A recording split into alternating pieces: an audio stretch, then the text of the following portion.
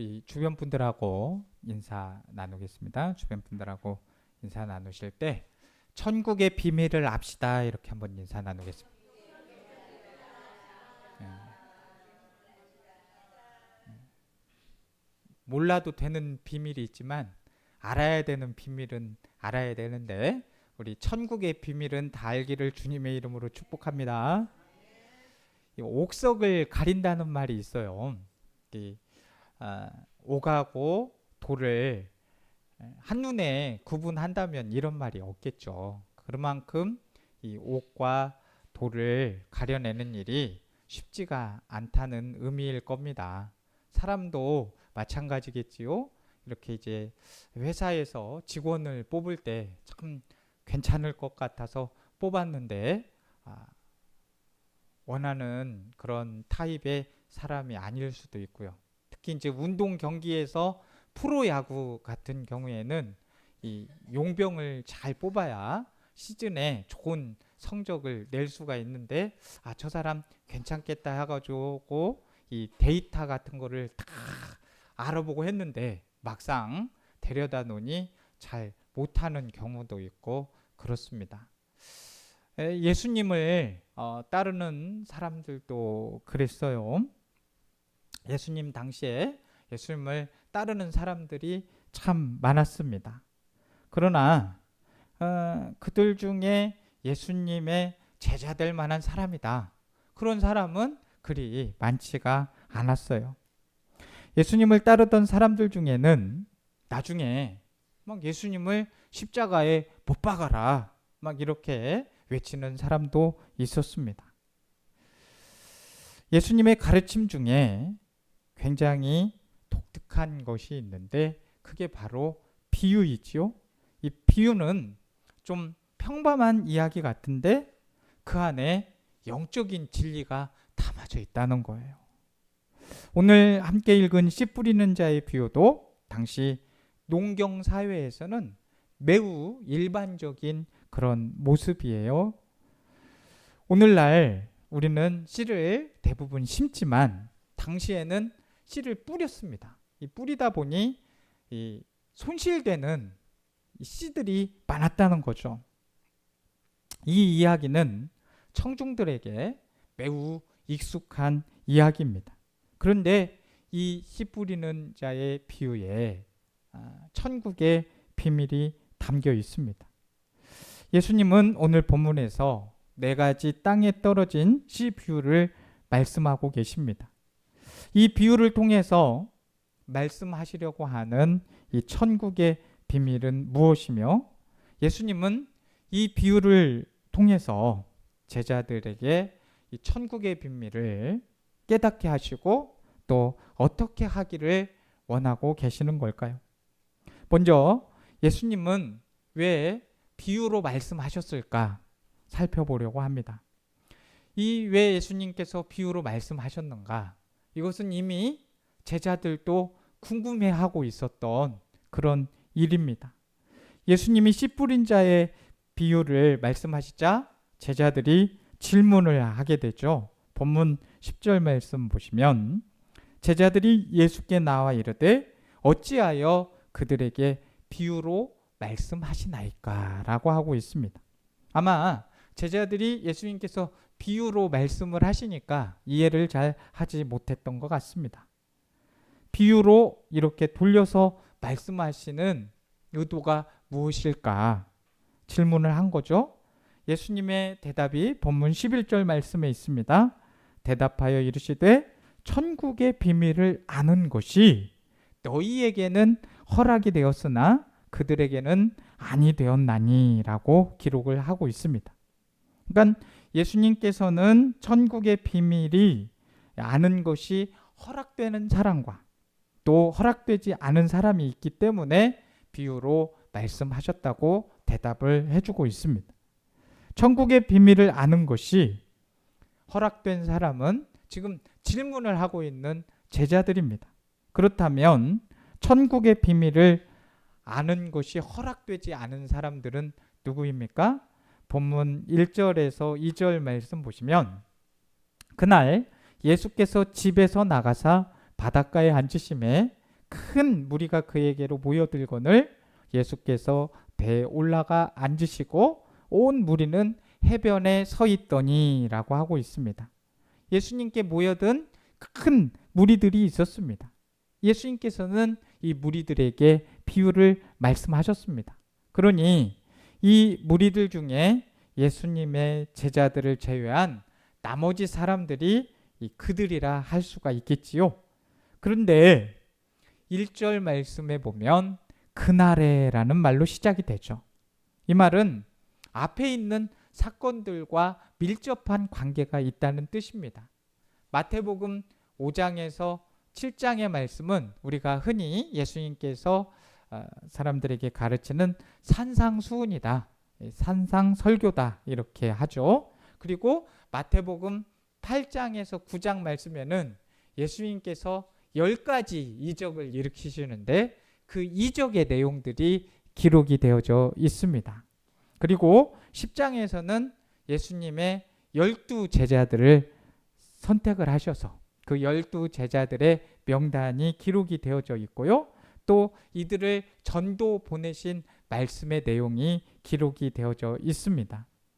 그러니까 예수님께서 어떻게 가르치시는지 또 어떻게 치유를 하시는지 시범을 보이시고 제자들에게 그 실습을 시키게 되는 것이죠. 그러자 반응들이 나오기 시작했습니다.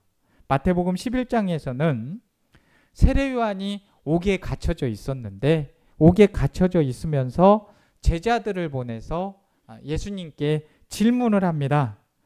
마태복음 11장 2절에서 3절 말씀을 보시면 요한이 옥에서 그리스도께서 하신 일을 듣고 제자들을 보내어 예수께 여짜오되 오실 그이가 당신이 오니까 우리가 다른 일을 기다리오리니까 라고 하고 있습니다. 이 질문은 이 세례 요한조차도 예수님이 메시아인지 아닌지 잘 모르겠다고 하는 거죠. 그런 의문이 있기 때문에 물었겠죠. 예수님은 요한이 메시아보다 먼저 와서 길을 예비하기로 한 엘리야가 맞다고 하시므로 이 자신이 메시아임을 의심하지 말라 말씀하셨습니다. 그런데요, 그렇게 말씀을 하셨음에도 불구하고 예수님을 고발하는 사람들이 있었더라는 거죠. 마태복음 12장 10절 말씀 보시게 되면 한쪽 손 마른 사람이 있는지라 사람들이 예수를 고발하려 하여 물어 이르되 안식일에 병 고치는 것이 옳으니까 라는 말을 합니다. 이들은 의도적으로 예수님이 이 안식일을 율법을 어겼다고 고발하려고 이 손 마른 사람을 데려왔어요. 예수님은 안식일에 손을 행하는 것이 옳다면서 그 손 마른 사람을 고쳐주셨죠. 그러자 바리새인들은 결심을 하게 됩니다. 마태복음 12장 14절 말씀 보시면 바리새인들이 나가서 어떻게 하여 예수를 죽일까 하거늘 의논을 했다고 했어요. 이들은 예수님의 가르침과 치유 사건을 통해서 이 예수님이 하나님이 보내신 메시아임을 깨닫고 예수님께 배울 요구를 하지를 않았습니다. 자신들의 기득권에 참으로 위협이 되는 그런 존재구나 그렇게 본 거죠. 그러다 보니 이들은 예수님을 죽이기로 결정을 했습니다. 이제 이들의 관심은 뭐겠어요? 자기들의 기득권을 지켜야 되니까 어떻게 하면 이 예수를 죽일까? 이 죽일 궁리만 하고 있는 거예요. 죽일 빌미만 찾고 있는 겁니다. 마태복음 12장 38절에서 39절 말씀 보시면 그때에 서기관과 바리새인 중 몇 사람이 말하되 선생님이여 우리에게 표적 보여주시기를 원하나이다. 예수께서 대답하여 이르시되 악하고 음란한 세대가 표적을 구하나 선지자 요나의 표적밖에는 보일 표적이 없느니라. 이들은 참 존중하는 것처럼 막 선생님이요 막 이런 호칭까지 써가면서 매우 공손한 것처럼 예수님께 와서 당신이 메시아라는 그런 증거로 표적을 보여달라고 했습니다. 예수님은 표적을 보여달라는 이들에게 뭐라고 말씀을 하세요? 악하고 음란한 세대다. 이렇게 하셨습니다. 예수님은 이들이 표적을 보여달라고 하는 이유를 알았기 때문이죠. 그것을 빌미로 예수님을 죽일 청당한 이유를 찾기 위함이었습니다. 예수님의 사역이 진행됨에 따라 이 예수님을 인정하는 사람들과 거부하는 사람들이 뚜렷이 구분되기 시작했다는 거예요. 그러자 예수님은 비유로 말씀하신 겁니다. 비유의 이야기는 일상적인 이야기에 거부하는 사람들에게 이 천국의 비밀을 감추는 역할을 하게 된 겁니다. 예수님의 가르침이 나쁜 의도를 가진 사람들에게 이 빌미가 되지 않으면서도 예수님을 따르는 제자들에게는 교훈이 되도록 하신 거죠. 오늘날 우리의 판단 기준이 예수님이 말씀하신 이 그들과 같아서는 안 되겠습니다. 그들은 이 하나님의 말씀을 수용하느냐 거부하느냐 그 기준이 뭐였다고요? 자신의 기득권. 거기에 초점이 맞춰져 있는 것입니다. 어떤 문제를 객관적인 관점에서 본 것이 아니라 나에게 어떤 영향을 주느냐, 저 말씀이 나에게 어떤 영향을 주느냐만 관심을 갖고 있었다는 거죠. 그렇게 판단을 해버렸습니다. 그렇다면 예수님께서 이 비유를 통해 그들에게는 감추시고 제자들에게만 허락하신 천국의 비밀은 무엇입니까? 우선 이 비밀이라는 단어를 이해할 필요가 있겠습니다. 비밀이라는 단어, 이 영어로 시크릿과 미스터리가 있습니다. 근데 이 시크릿은 숨겨진 비밀이라는 뜻을 가지고 있죠. 그런데 미스터리는 드러나 있기는 하지만 그것이 무엇인지 모르는 비밀을 말하는 것이죠. 그래서 이제 예수님이 비유로 말씀하신 이 비유는 바로 이 천국의 비밀은 미스터리인 거죠. 너희나 모두가 들었지만 너희에게만 허락된 것이니까 미스터리의 비밀인 것입니다. 예수님이 말씀하신 비유의 내용은 이렇습니다. 씨 뿌리는 자가 씨를 뿌리죠. 그 씨가 길가에도 떨어졌고 흙이 얕은 돌밭에도 떨어졌고 가시 떨기에도 떨어졌습니다. 또 어디에도 떨어졌어요? 좋은 땅에도 떨어졌습니다. 근데 길가에 떨어진 그 씨는 새가 와서 먹어버렸고 돌밭에 떨어진 씨는 해가 비치니까 심겨져 있지 않으니까 해가 돋자 말라 죽어버렸고 가시떨기에 떨어진 씨는 자라다가 가시에 막혀서 결실을 맺지 못했습니다. 그런데 좋은 땅에 떨어진 씨는 100배, 60배, 30배 결실을 맺었습니다. 참 지극히 평범한 이야기죠. 이 비유에서 씨를 뿌리는 자들은 이 씨를 뿌리는 자는 예수님이고 장차 제자들입니다. 씨는 천국의 말씀인 것이죠. 그래서 천국의 말씀 복음에 대해서 사람들의 반응에 따라 부류가 이 씨를 뿌리는데 부류가 나타나더라는 거죠. 길가처럼 딱딱해서 전혀 반응을 하지 않는 그런 부류. 씨를 적대적으로 받아버리는 것이죠. 또 흙이 얕은 돌밭은 그 마음이 돌처럼 완고하거나 이 상처받은 마음으로 인해서 이 복음을 뿌리 내리지 못하고 실패하는 경우입니다. 또 가시떨기는 뿌리를 내리고 자라기는 하지만 막 외부적인 반대나 유혹에 막혀서 결국 결실을 못하는 거예요. 그런데 좋은 땅이 있습니다. 이들은 복음을 받아들이고 성장하는 과정을 거쳐서 결실을 하게 되는 부류입니다.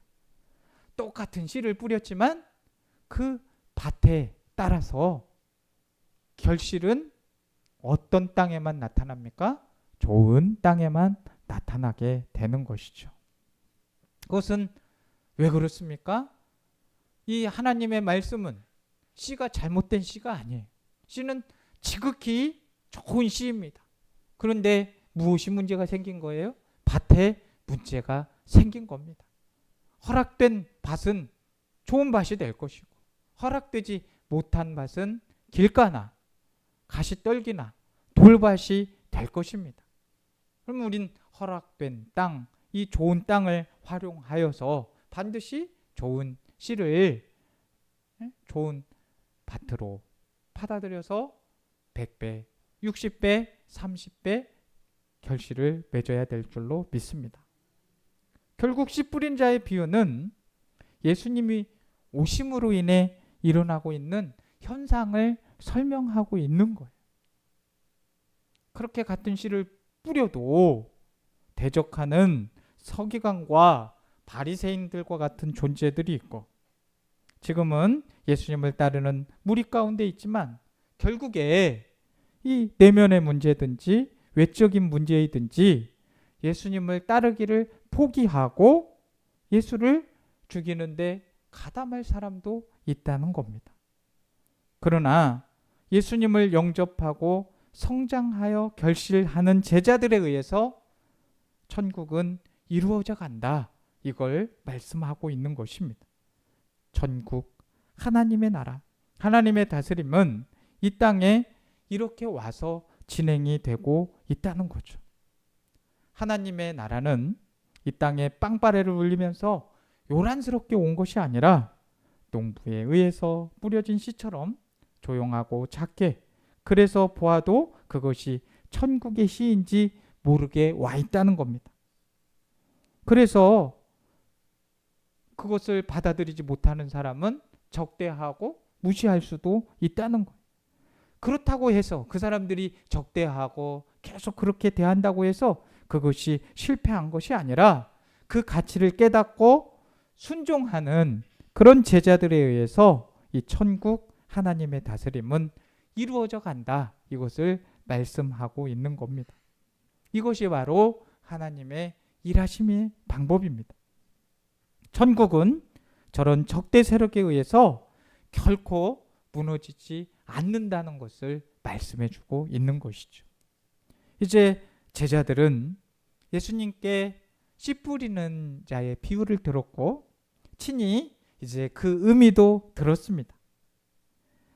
많은 경우 이 비유를 듣고 길가 같은 내 마음, 그 밭을 기경하고 돌과 가시떨기를 제거해서 좋은 땅을 만들고자 이 비유를 적용을 합니다. 그런데 이 비유에서 제자들은 좋은 땅에 해당하는 사람들입니다. 예수님께서 제자들에게 너희들이 길가다, 돌밭이다, 가시떨기다 이렇게 말씀하신 것이 아니라는 거죠. 근데 예수님이 이 비유를 말씀하실 때 제자들은 어땠어요? 한 번에 싹 알아들었어요? 굉장히 혼란했다는 거죠. 제자들은 예수님의 가르침을 듣고 이적을 보고 그렇게 제자가 되었어요.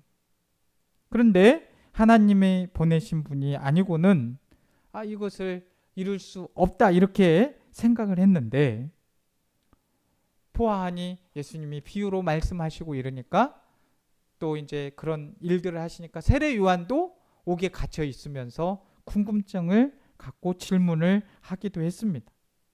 똑같은 것을 들었고 보았던 당시 종교 지도자들은 막 예수님을 대적하고 죽이려 했습니다. 또 어떤 사람들은 자신의 경험과 사람들의 눈치 때문에 쉽게 믿지 않으려고 했습니다. 제자들은 자신들이 잘못 이해했나? 왜 저들은 예수를 대적할까? 이해가 가지 않았습니다. 예수님이 정말 하나님이 보내신 분이시고 예수님이 행하신 이적의 능력이 참이라고 하면 왜 예수님은 저렇게 말씀만 하고 계시는가? 좀 저 적대자들 좀 어떻게 해결하시면 안 되는가? 좀 단칼에 좀 본때를 보여주시면 안 되는가? 이런 의문들 안 가졌겠습니까? 예수님은 제자들이 겪고 있는 이런 혼란에 대해서 말씀을 해주신 겁니다. 이 씨 뿌리는 자의 비유뿐만이 아니라 이후에 예수님께서 여러 비유들 말씀하셨는데요. 이후에 있는 이런 여러 비유들은 이런 제자들에게 이 천국, 하나님의 나라가 어떻게 이 땅에서 진행되고 있는 줄 알도록 그들의 눈을 열어주신 겁니다.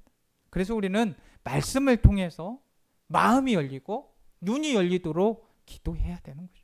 하나님, 말씀을 통해서 우리의 영안이 열리게 하여 주옵소서, 우리의 눈이 열리게 하여 주옵소서 해야 되는 거죠.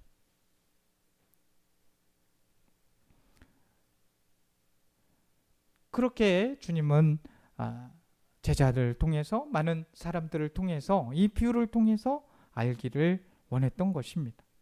우선 예수님은 하나님의 아들, 그토록 유대인들이 기다렸던 메시아가 왔음에도 사람들이 거절하고 안 믿고 심지어는 죽이려는 사람들이 있음을 이상하게 생각하지 말아라, 제자들에게 말하시는 겁니다. 그리고 이런 사람들이 있다고 하나님의 나라가 실패하는 게 아니다, 이것을 말씀하시는 겁니다. 오늘날에도 이런 사람들이 많이 있습니다. 이런 사람들 때문에 자꾸 혼란을 겪고 낭망을 하고 그러는데, 혼란을 겪어서도 낭망을 해서도 안 된다고 말씀하시는 거예요. 그리고 비유를 통해서 예수님께서 말씀하시기를 원하는 것은 예수님을 믿고 제자의 길에 나선 것을 포기하지 말라는 거예요. 반대하는 사람들이 있다고, 자기의 생각과 다르다고 제자의 길을 포기하는 것은 어리석은 겁니다. 우리가 복음을 전하기도 하지만 이 가시 떨기처럼 자꾸 복음을 안 듣고, 믿음은 들음에서 난다고 했는데